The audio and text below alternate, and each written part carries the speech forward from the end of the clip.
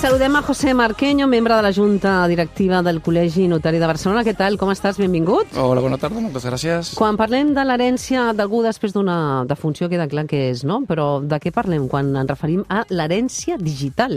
Efectivament, quan parlem de l'herència en sentit tradicional, seria aquell conjunt de béns, drets o les obligacions que deixem a la nostra mort i que aquestes passaran als nostres hereus, a les persones afavorides.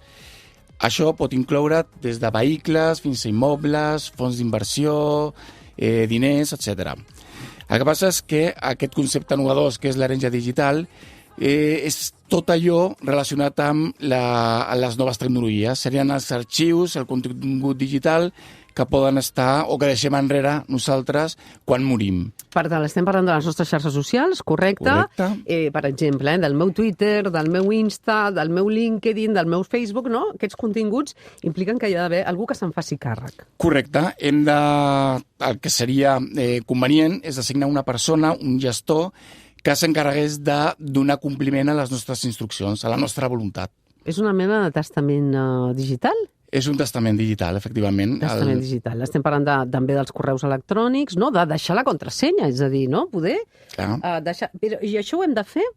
És a dir, per tant, de la mateixa manera que es fa un testament, hem de fer un testament digital? És opcional, no?, evidentment. És un document opcional, és molt recomanable, però es pot fer tant en el moment de la signatura del testament, diguem-ne, tradicional, on s'incluiria una clàusula on allà deixaríem totes les nostres instruccions, és a dir, què volem fer amb les nostres xarxes socials, amb el nostre correu electrònic, en les fotos que podem penjar en el núvol, o també ho podem fer en document a part.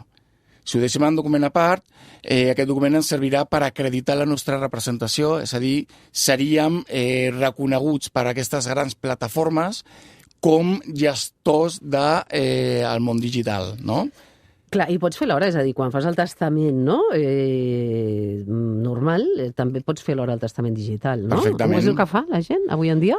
Sí, avui en dia ja estem començant a veure que hi ha moltíssima gent que ens demana, ens pregunta pel tema digital, pel testament digital. Clar, per exemple, què et trobes, no? La gent que puguis explicar, no? Què deixa, quines dades deixa, què diu? Deixa les contrasenyes de les xarxes, diu si les vol que les mantinguin, que les borrin, no? Aquí la mida és molt ampli, és a dir, ara estem arribant en un moment que les noves generacions digitals estan arribant a l'edat de fer testament. I aquestes persones sí que tenen una inquietud per donar compliment o s'inquieta què passarà amb les seves dades. Llavors es pot deixar des de les contrasenyes de totes les xarxes socials, es poden deixar instruccions molt àmplies, és a dir, podria ser des de tancament de dels comptes de les xarxes socials, dels correus electrònics o unes altres. I la pregunta és, se'n fa molt de testaments digitals, sí? Cada vegada més? Cada vegada més, és un tema generacional. És a dir, com he dit abans, estem arribant a un moment que les generacions digitals estan en edat de fer el testament. Clar. Llavors, aquestes persones sí que tenen aquesta, com he dit abans, la inquietud de fer-ho i deixar tot arreglat. Clar, t'he de dir que ara avui, parlant amb tu, m'he imaginat que la gent fins i tot, no sé si t'ha passat, deixi escrit a l'últim post, és a dir, el dia que traspassi m'agradaria que posessin una foto meva en el que m'acomiado. Això està passant ja? Aquí tenim com el que fem és donar unes instruccions per fer-ho en el dia de demà. Es poden fer, clar, moltíssimes coses. Llavors, des de... Però això ho fa la gent ja? Sí, es pot conservar una determinada plataforma, una determinada compte, o bé es poden donar instruccions de què fer un cop morta una persona, què s'ha d'anar fent durant un termini que sigui el que ells vulguin. Clar. Però la gent pot deixar l'últim post, no? També. Per tant, és una figura jurídica que encara es desconeix bastant, no? Però que l'hereu digital d'una persona difunta, doncs, és important, no? L'hereu digital és una persona important perquè serà la persona encarregada de donar compliment a totes aquestes instruccions que tenim. És veritat que es desconeix, però quan les persones venen a la notaria a fer el testament, nosaltres assessorem, informem d'aquesta possibilitat i la gent ho veu de gran utilitat i, de fet, cada cop més s'estan fent. Quin preu és? Es pot saber? Si són al voltant dels 40 euros, Val, dels Més o 40 menys, sí. euros. Per tant, us quedeu, imagino, diuen la contrasenya, no? La persona diu, mira, estic a xarxa social, tinc aquesta contrasenya, i l'últim post que vull que poseu és aquest, no? Correcte. Les últimes voluntats digitals. Les últimes voluntats digitals. Déu-n'hi-do, com ha canviat, no? El testament digital, no? Les notaries, la vostra professió, també el digital ha estat una gran revolució, no? Ens hem d'adaptar, òbviament. Sí, ens hem d'adaptar i tenim moltíssimes qüestions, és a dir, des del tema del testament digital fins a la intel·ligència artificial, com la podem aplicar a les nostres notaries. Bueno, és un nou món, ens hem d'adaptar i hem d'estar al servei de la ciutadania. Si ara un notari de fa 50 anys veiés com funcionen telemàticament com ara, aneu, al·lucinaria, no? El meu pare, que va ser notari, de tant en quant ens pregunta què fem, com ho fem i de més, i al·lucina, clar. I què diu? I diu que no sap si ell s'hagués adaptat d'aquesta manera. Clar, perquè recordem de manera breu alguns exemples de gestions que requereixen la participació d'un notari o una notària que ja es poden fer telemàticament. Ara estàvem parlant, no?, d'aquest testament digital de les xarxes, però moltíssims més, no?, ja es poden fer digitalment.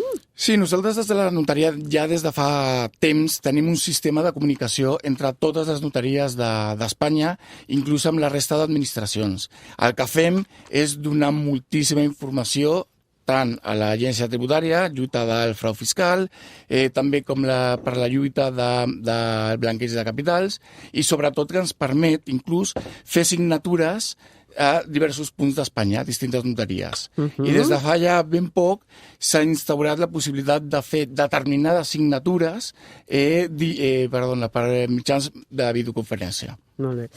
Per tant, anem acabant. José Marqueño, interessant avui el tema d'avui, aquest testament digital.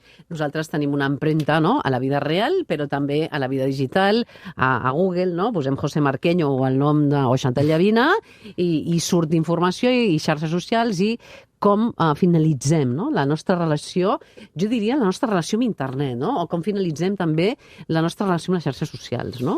Clar, també ve relacionat amb el dret a l'oblit, és a dir...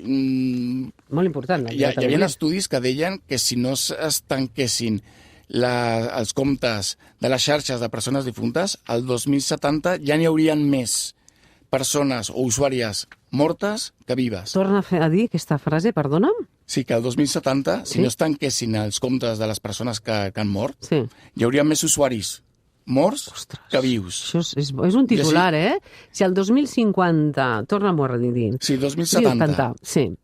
No es fes res. Hi hauria més usuaris digitals morts que vius. És un titular, aquest. És el titular de l'àudio. Escolta, José Marqueño, molt interessant. Gràcies per venir al Revolució a explicar-ho. Gràcies a tu. Sabies que tothom té dret a la lliure elecció de notari? Ja sigui en una compra-venda, a la firma d'una hipoteca o com a persona que adquireix qualsevol bé o dret, s'oferirà un assessorament imparcial, independent i gratuït. Si no en coneixes cap, contacta amb el Col·legi Notarial de Catalunya escrivint a info@catalunya.notariado.org o trucant al 93 317 4800 perquè t'informin. El notari tria el tu.